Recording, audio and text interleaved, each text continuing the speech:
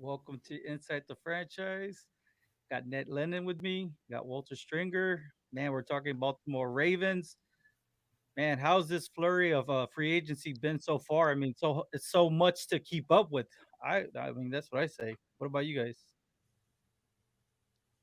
Yeah, definitely. It's been. I mean, we obviously had the Patriots as soon as the tampering period hit. They just went absolutely nuts, buying up free agents left, right, and center.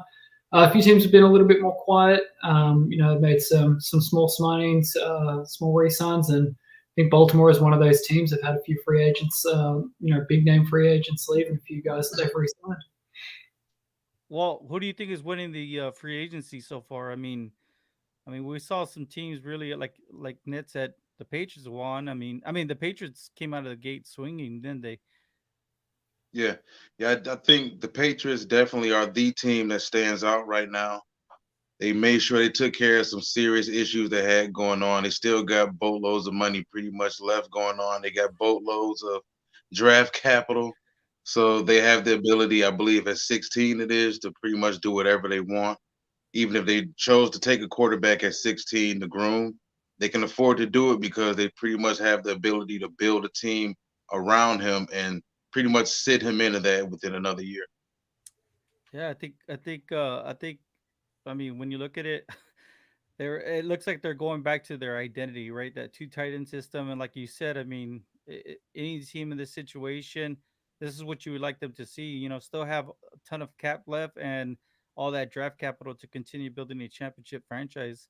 But let's get back to it, right? We're looking at the Baltimore Ravens. They're picking 27th in the draft this year. Obviously, we saw. Let's talk about 2020 in a nutshell. If whoever wants to go first, we saw them take that loss to the Buffalo Bills. So whoever wants to lead off, man, what do you guys think of 2020 Baltimore Ravens?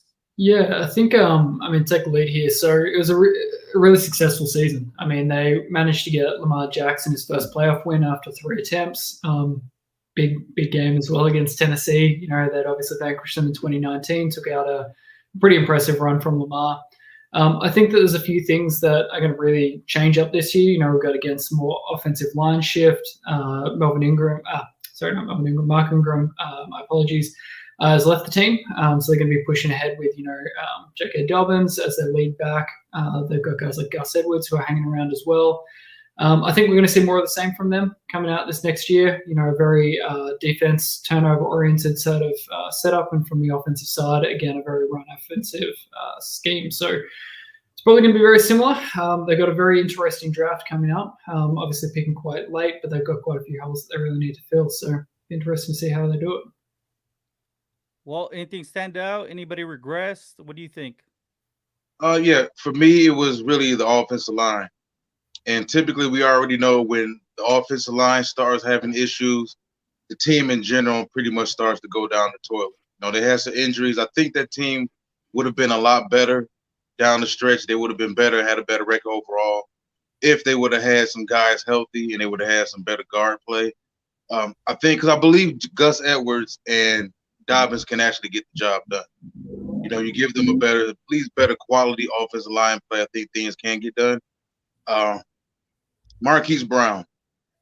Now, I think he's kind of playing out of position with them where he's not what they want him to be or what they drafted him to be in general.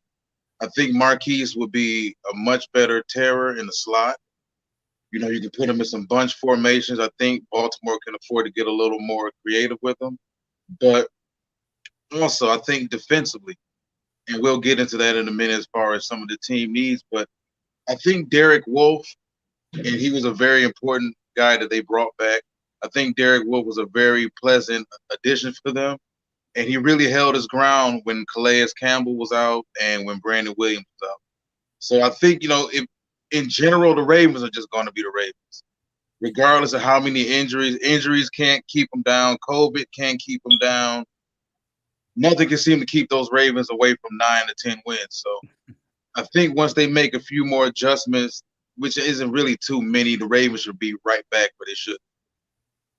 Now, I think that you said it very well. I think that from any team in the entire NFL, I think I'm not alone that maybe feels this way, but Baltimore Ravens seem to always find the right prospect in the later part of the draft, especially in the first round. You know, they're able to almost find a plug and play starter in the first round, and they've been doing it before anybody became anybody. Let's just say when before I was gonna say before anybody truly became a fan, right?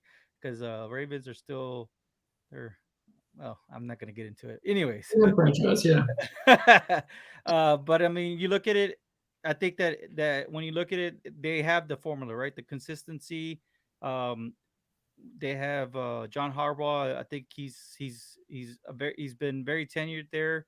They also have Eric DaCosta, who learned from one of the best, right? Ozzie Newsome. Newsom, yeah.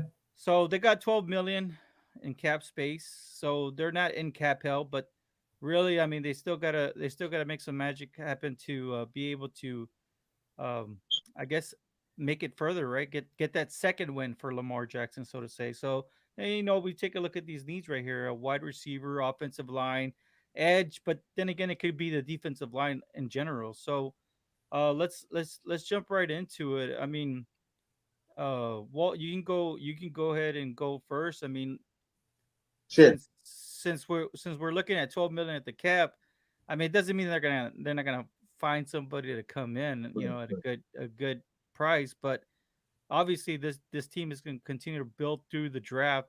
What do you think that a prospect that maybe could be there that would make me be a Baltimore Ravens type player? Well, I think currently, as far as the cap, the Ravens do have some flexibility to move around some contracts, restructure some deals, potentially clear up another 15, 17 mil so they can really go after some guys. But I think historically, it's not really in the Ravens' DNA to really overpay free agents or go after the real big name guys. They're known to wait for cuts to come around. They'll snatch guys off the cut heap. They'll find guys in later rounds. They were able to find James Prochet last year, even though he wasn't a find to us. We knew who he was, but Yeah. for most NFL, average NFL, even college fans, no one really knew who James Prochet was. We also knew. Devin Duvernay, both guys pretty much showed a lot of promise in the last season. They still expect new things, bigger things from Marquise Brown. One big issue I do think with the Ravens, now they did lose. They have managed to lose what, nine coaches, nine assistant coaches over the past several weeks, and they did bring in, well, two big issues, not issues, but two big guys they did bring in, which is T. Martin, former Tennessee quarterback.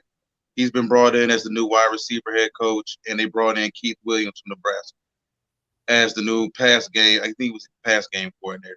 So I believe they're trying to do everything they can to open things up for Lamar Jackson in that pass game. I think once they really fix the offensive line a little more, things will be a lot better. Hopefully, they can keep Orlando Brown because he's too good of a player at the age he's at to really afford to get rid of him. Tackles like him don't grow on trees. But I do believe at the wide receiver position, a guy like Rashad Bateman, who I think he's more of what they truly need, of what Lamar truly needs. Bateman, a guy like him, could be there. He's been rumored to possibly run a 4-3. So if he runs a 4-3, I'm pretty sure at 6'2", 212, running a 4-3 with his ball skills, his wingspan, and his route running, he won't be there at 27.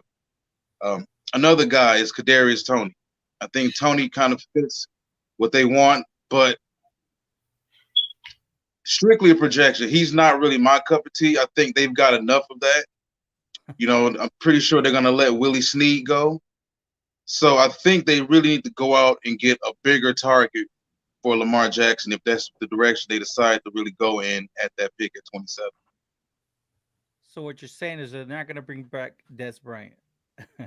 No, you Just believe? Sorry, Hey, well, you know what? You know what? And I was thinking about this, and I meant to ask you guys this earlier. What do you think the possibilities of bringing in Golden Tate? ooh.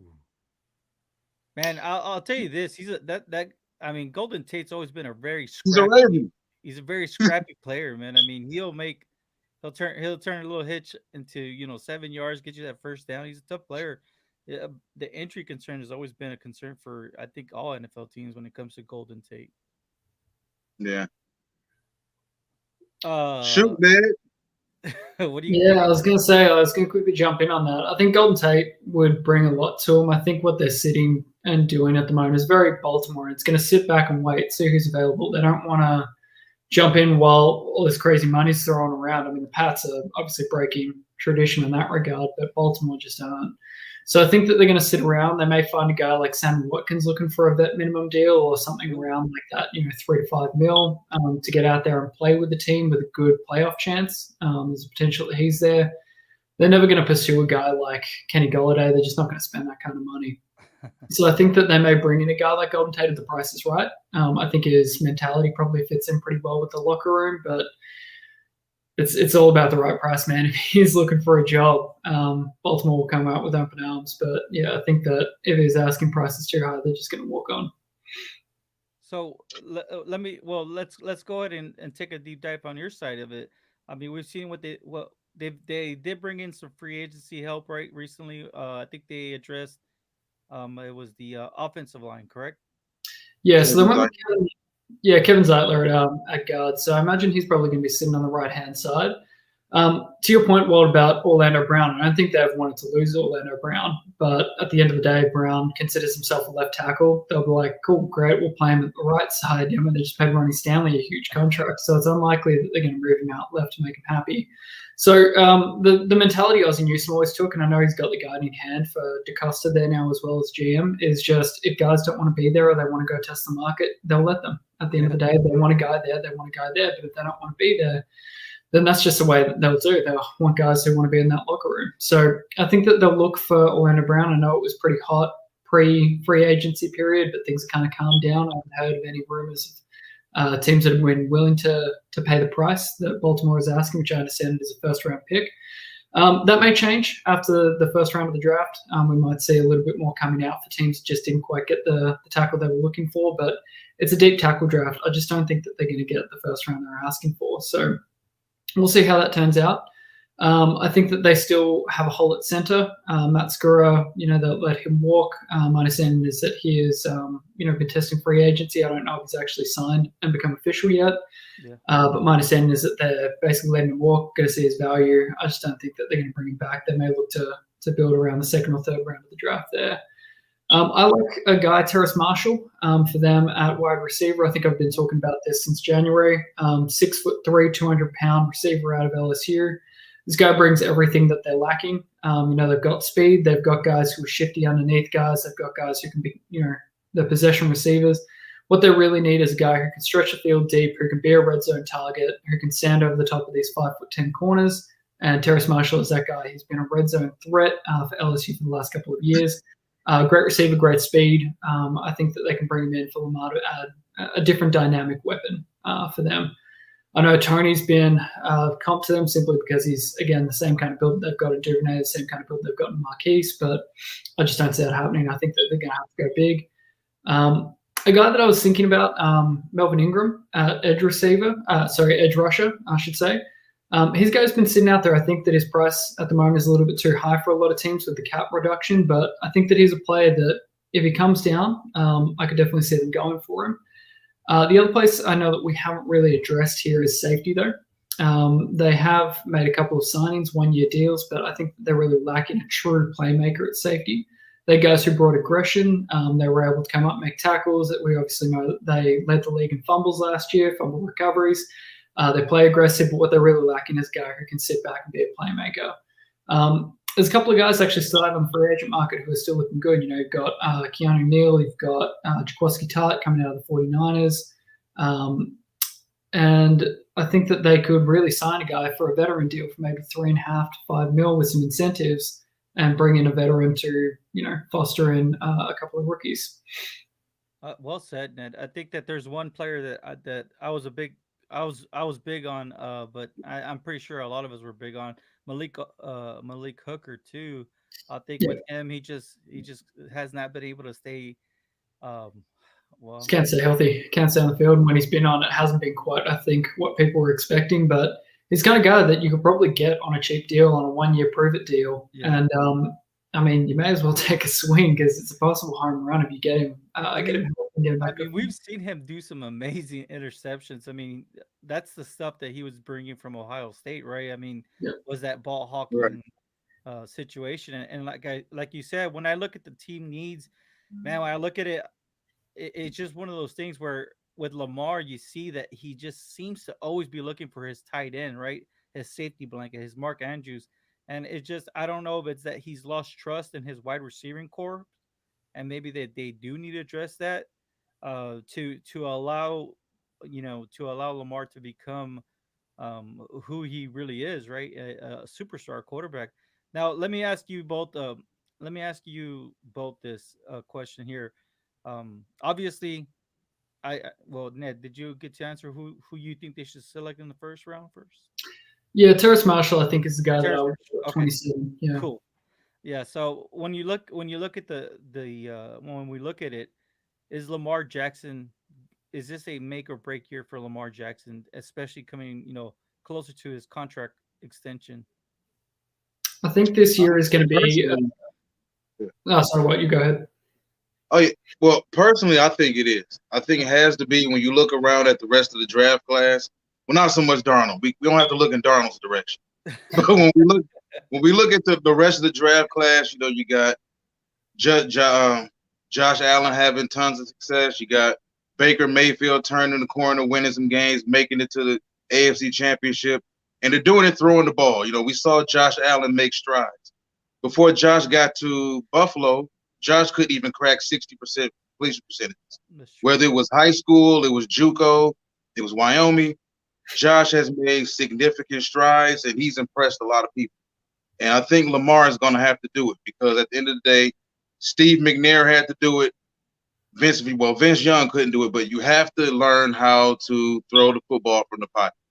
You have to. You have to be a threat because if you're not a threat, at least running quarterbacks usually they eventually get killed. I mean, it doesn't work out for them. And to piggyback off what Ned was just saying a little while ago, offensive line wise, center is still a big possibility for them. And what I've been hearing, they're really high on Landon Dickerson from Alabama. Oh wow. Yeah. As far as first round, at that position, the Ravens don't care. The Ravens take who they want to take when they want to take them, You're and absolutely they don't give a damn what any of us think. And right. then when those players turn out to be Hall of Fame, All Pro players, we're saying, "Damn, those Ravens did it again." So, yeah, and I think Edge also. I think Patrick Jones is a guy I think is a Raven. I like his motor. I like the fact that he can stand up in the 3-4. He can play the 4-3 outside. He's versatile, and he's going to give all out effort. And consider the fact losing Judon and losing Ngakwe, they're going to need someone to help on the outside. Because also Calais, Calais is getting up in age, so they've got to address that defensive line as well. This is Yeah. the draft. This is definitely the draft to do it. But go ahead, Oh Ned. yeah, We're Yeah, talking to link back to Lamar, I Lamar. think that Lamar's getting an extension. I think this year is really going to be a matter of how much is he valued at in this team. I know that Lamar, at least John Harbaugh has said, like he's changed up the game. They've based their entire offense around him. I think for me, honestly, Lamar is not the weak link at this stage. I think that he's proven time and time again that he can make throws, not necessarily consistently, but he's been able to make some big time throws. I think that what they're really lacking is an offensive rhythm in the passing game. I know that Greg Roman, before Niners history, we had him for 4 years and we struggled with the same sort of thing. We had Kaepernick, cannon of an arm, but it was either basically bombing it deep to Vernon Davis or running the ball. And I think that that's Greg Roman's identity. He's set that in 3 different places, but they're going to be limited forever while he is calling the same plays. So I think that for me, they really need to add a more dynamic element to the passing game, really give Lamar the ability to do so. They had a lot of offensive line turnover last year, which led to a lot of unnecessary pressures, a lot of pressure throws, and that led to a lot more interceptions from him as well. We see that happen with any quarterback, good or bad. So I think for me that if you can stabilize that front line, set the rhythm, play the kind of game that they want to play, you're going to see that he's going to be able to open up, make some beautiful passes as we've seen him do so. For me, I think that they're going to be very much best value at 27. I don't see them moving up or down, really. I think that, as Walt said, they're going to take the guy that they want to take, whoever they value at that position. This is a deep draft for their needs. We've got some deep edge rushers, big, long, lanky guys who can replace Judon. They've got a lot of tackles there if they do move Orlando Brown that they can take in the first or second round. And a lot of guys who at center are probably going to be available in the third pretty readily who are first round talents. So, I think that they have plenty of options. They're going to take best available, and they're probably going to, as Walt said, prove us wrong. I feel like this is a reach, and then we're going to see Pro Bowl guys come out of that. So I have every faith DaCosta is going to pull off a wild draft, but I expect them to stay in line with what they've been doing, which is hard, aggressive play on defense and basically a run-oriented offense. Yeah, I will, and just to kind of, I guess, round it off too. Right? I mean, I feel that when we look at it, yes, we can't stress enough about getting the right weapons for Lamar, but it all comes down to the protection and getting that running game going. Because if you can get that running game going, then like you said, Lamar, it takes a little bit of pressure off of Lamar, and he's able to, get a little bit comfortable in the game and look smooth. The defense, I think that one of the strengths in their defense is obviously their defensive backs, their corners. But like you said, they are missing that true safety. I mean, you never know the way this draft goes, right? I mean, Honestly, Jerry, not to cut you off, but I think if you look at the Ravens, age is really what's catching them up right now. well, I They think it's really, yeah, they really need to get younger on defense. Patrick Queen is a stud. yes, Humphrey's a stud. I like Chuck Clark also. I think they've got some pieces on defense, but and I love Calais. Love Calais. Love Calais as a player. Love him in the locker room. They've got to get more younger and more active in the middle of that defensive line. They have to.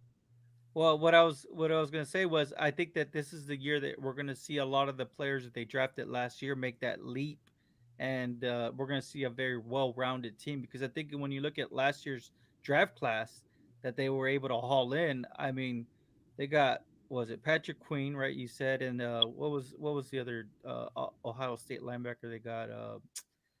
Oh goodness, was it Malik also something? Well, anyways, getting back to it, and then they, like you said, you got Duvernay, and he's done some great things. I think I think people were absolutely right. He looks like the 49ers. Gosh, what's the name of your wide receiver, Ned? Brandon Ayuk is who you thinking of? Which one? Ayuk? Brandon Oh, Ayuk? well, not You're thinking Ayuk, Debo. not Ayuk. What's his name? Right before Ayuk. But anyways, when you look at these wide receivers, they're going to start coming into their own, right? Prochet, and when you look at it, that draft class was pretty good. So definitely, we don't know what's really truly expected, but when we look at it, we obviously know from the struggles and from the loss that they had in the playoffs. Obviously, if they're able to address and get these key starters, what's the ceiling? Let's go ahead and end it off. What's the ceiling for the Ravens if they're able to get some key starters at these positions coming year 2021 with a full off season? I think for me, like the ceiling, I see them kind of AFC Championship. I don't know that they're Wow. quite able to get over the hill that is, Pat Mahomes. I just think that if you're going to end up in a duel against Pat Mahomes, I think the secondary has proven time and time again that they just don't have everything quite together, and I don't think they're going to overhaul that secondary. They've sunk way too much money into it. So what we'll probably see is that if things play out, if they get the right draw, they end up in the right path. I can see them going to the AFC Championship. Obviously, you got the Browns, the Bills, heck, the Pats, and even the Dolphins up there as well. But you look at their division. I mean, Cincinnati's going nowhere. You've got Pittsburgh losing a lot of key pieces on both sides of the ball. They're going to have a very different looking team. It looks like they're rolling back Big Ben. So, I imagine that they're going to be at best competing with the Browns for the top of the division. If you get that number 2 seed, man, you can avoid the Chiefs, and you got a nice ticket to get into the AFC Championship. What do you think, Walt? Yeah, I definitely believe they're a Super Bowl contending team. If Ooh. there's a few ifs, that's if Lamar takes the next necessary steps. Yep. Okay. They add All a right. couple more additions on that offensive line, and they fix a couple things on that defense, mainly in that secondary and on that defensive line. I definitely believe they can make that next step because Lamar is too good of a playmaker. If they can find the perfect blend in the passing game, and I don't think he has to ever be a 27 for 38 passing type of guy. Yeah. If they can find the right blend in the passing game for him and still utilize his legs properly, there's no stopping Lamar Jackson at all. You consider him having Mark Andrews. You consider him having who guys who I think I love James Prochet. I think Mhm. Prochet is going to be great for them. He's also a Raven. I like Duvernay, and I think I'm just waiting on them to go ahead and get one of these wide receivers who get cut, who become a cap casualty. They'll snatch them up and they'll make it work. But definitely, if the Ravens do what they're supposed to do and plug up some of the holes in the ship, they have enough ability to get there. They have enough in the running game. Yeah. I well said. I think that and I'll go ahead and give my prediction too, right? I think that they'll be right there with the Kansas City Chiefs duking it out, and I think that when you look at it, the Ravens are just going to keep on getting better. And like you said, if Lamar can stay healthy, number one, of course, that's the biggest thing, right? Keep our and then get to that next level. Watch out because I mean this is a superstar right now playing in the league, and if they can just catch that, catch that groove, I think there's no stopping them. Well, that's it for us, and we want to thank you for tuning in and stay tuned. We got more of these coming your way. We still got we still got pretty much half the NFL team to go. Thank you all for tuning in.